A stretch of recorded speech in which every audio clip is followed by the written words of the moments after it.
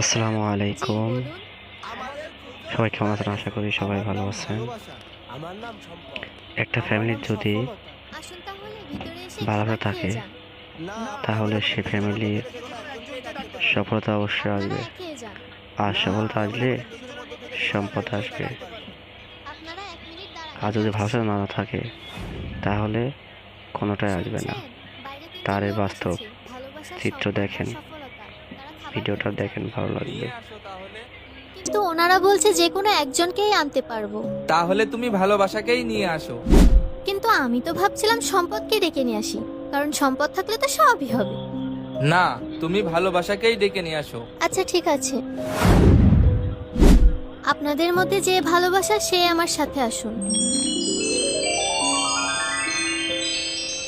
এ কি, দেখুন আমি তো একজনকে আসতে বলেছি, কিন্তু এখন তো তিনজনই চলে এসেছে।